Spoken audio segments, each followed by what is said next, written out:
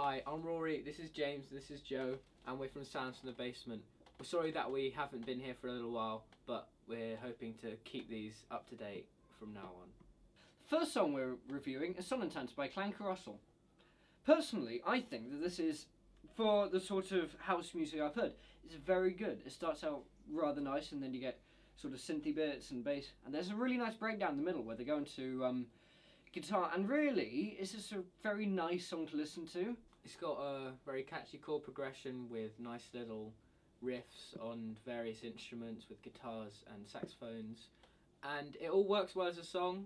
It's not for everyone's taste, but just for easy listening it's good. I think all the instruments, they kind of work together to make something which is kind of like electro jazz, and I think it kind of works really well. Personally, I agree with Joe. I think this song sort of starts out, it is technically a house song, but it has so many other different elements and influences from other genres like jazz and funk.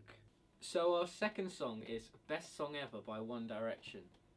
First of all, this song completely steals the intro from Barbara O'Reilly by The Who, and then it just turns into a very typical One Direction song, synthesized instruments, vocals about how beautiful someone is, and it's just so generic. It'd be nice if they did something maybe a bit more original or different, or they maybe just develop their sound a little bit. I think it's okay as a kind of generic pop song, but it doesn't really extend anywhere further than that. The next song we listened to was Alone Together by Fall Out Boy.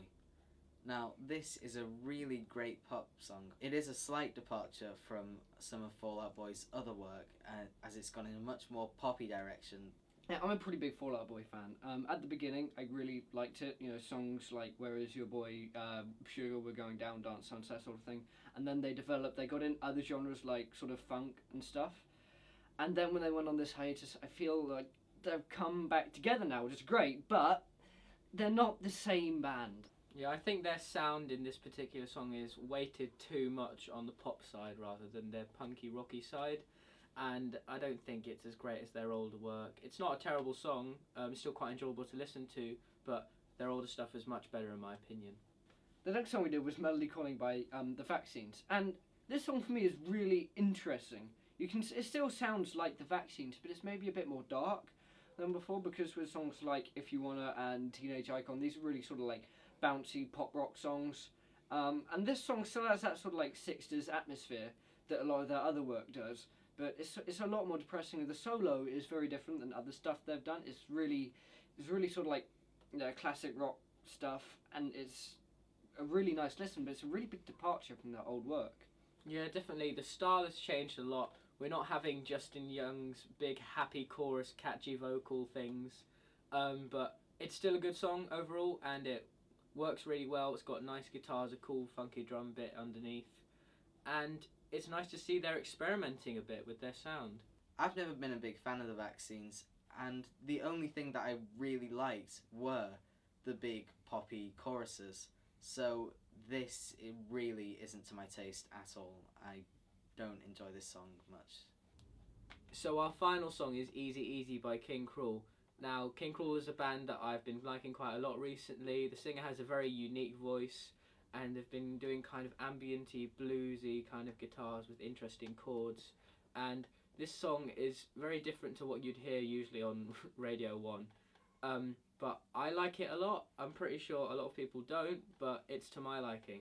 So. Yeah, I'm definitely one of the people who doesn't like it.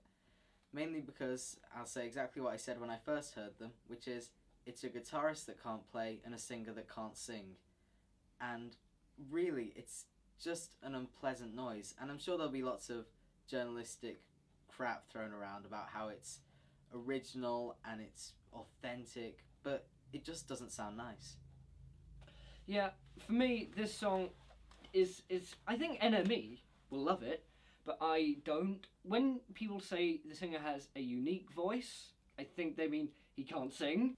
It's just the fact that he has an accent that isn't what you usually hear in rock music. I don't believe that accent is the problem. I believe it's more the fact that he isn't even singing. But he does hit the notes a lot of the time, which is the thing people don't hit notice. aren't really notes. That was our weekly review from Sounds from the Basement. Again, we'll put the links to the songs in the description so you can check them out for yourselves. Remember to like us on Facebook and follow us on Twitter. We'll put the links to those in the description as well. Okay, so that's all for this week. We'll be back again next week with our weekly review, and we do have some special episodes coming up with a live review of Hard Rock Calling, which will at some point be done by these guys, and a review of the Rolling Stones at Hyde Park by me. Thanks for watching, and we'll see you next week at Sounds from the Basement.